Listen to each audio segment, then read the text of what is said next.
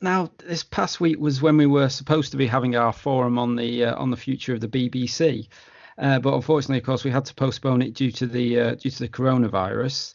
But Mike and I did discuss some of the issues around partiality or otherwise of the BBC on our recent pubcast, available at all good podcasting sites. Now, Harry, you were due to speak at that event, but hopefully, obviously, it got postponed, and hopefully you'll be able to speak at a rearranged event that we're looking to sort out for the autumn. The Taxpayers Alliance has been running an Axe the Tax campaign to scrap the TV license fee, the BBC license fee. Can you tell our listeners a little bit about the campaign and how they could potentially get involved? Yeah, certainly. I mean, I was really looking forward to that event, and I hope, as you say, we can reschedule it because this is something that is becoming more and more. It's a debate we need to have about the future of the BBC. So yeah, we've launched the tax campaign this year. We just feel that the license fee is no longer fit for purpose. That's not to say that the BBC doesn't put out some good content. It does. But I don't think, and we don't think, you should have to be forced to pay for it simply for owning a television. It's the 21st century. We have all these alternatives: Netflix, Amazon, even BBC and ITV are now doing their BritBox service. So the sort of first thing we've done with the campaign, and it does seem that the government are also keen to make this happen, which is very much in our favour. The first thing we've done is the government's doing an investigation, if you like, into the decriminalisation of the TV licence fee, which many of our supporters were able to take part in that consultation, and we got lots of submissions to that. So that's the first step in this battle to bring about the end of the licence fee, because it seems to me quite ridiculous that, if you don't pay the license fee, you're going to a magistrate's court. I believe 1 in 10 magistrates cases are for license fee non-payment, and it particularly targets single mothers, I believe, as well, which seems quite unfair. Again, just for owning a television, £157.50 for that sort of money, you can get almost a Netflix and an Amazon subscription.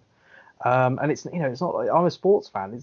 The BBC doesn't have too much that I want to watch. I want to watch my sports, and BBC doesn't have Test match cricket or Premier League football anymore, or Champions League. So it needs to adapt. The license fee needs to go. And if the BBC maintains its programming is so brilliant, they shouldn't have a problem being opened up to competitive markets. Yeah, definitely. I mean, they're just getting money out of us with menaces, basically. As you say, at the moment there's technically the threat of criminalization, whereas Netflix is cheaper and Amazon Prime is cheaper, and I think perhaps younger people as well are used to paying for a subscription that they choose to take out, whereas of course we're lumbered with having to pay whether we want to or not.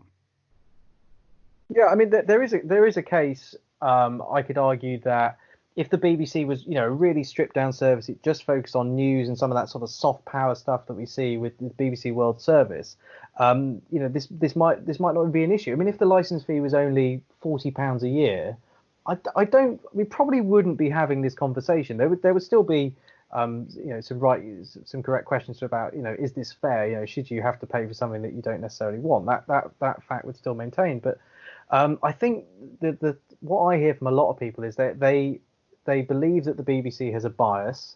Interesting, you always note that people on the left think the BBC has a right-wing bias. People on the right think it has a left-wing bias. But either way, people think it has a bias.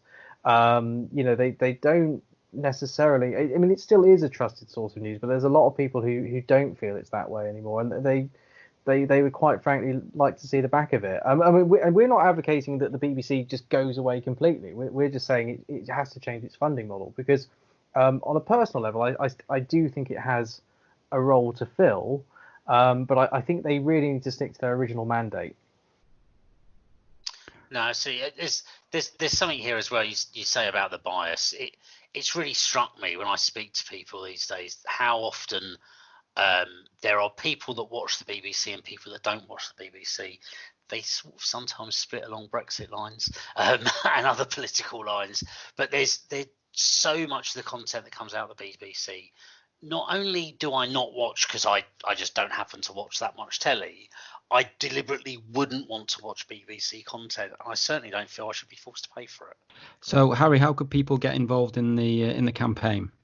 Yeah, so best thing to do is go onto our website, sign up to get our weekly bulletins if you're not doing so already, and that any things we do on the Axe the Tax campaign will come through into your email inbox. But also, let us know if you know of ways that the BBC are wasting money. Anything you think might be relevant. I mean, it's things that they've done in the past, like they often pay for taxis and chauffeur drivers rather than sending people on public transport, or they buy multiple copies of the same newspaper, when it's freely available online. Anything like that you think might be relevant, do let us know. I mean, I actually recently the BBC News changed its news graphics. And I know in the past, like their last logo change, and that was more than news, but their last logo change cost a fantastic amount of money. And so I was quite interested to know, well, how much did the news graphics cost to change? So I've sent off a Freedom of Information request, and the BBC News Department has an exemption, and they wouldn't tell me, which doesn't seem fair to me. So if you know of a wizard wheeze I can get around that, or if you know what the cost was, please tell me. I'd love to know. Excellent. And what's the website address? taxpayersalliance.com/axe_the_tax. Excellent. Yeah, I would certainly encourage our listeners to sign up to your weekly bulletins. I think they arrive on a Sunday, if I recall correctly. Full of interesting news and ways you can get involved in the organisation.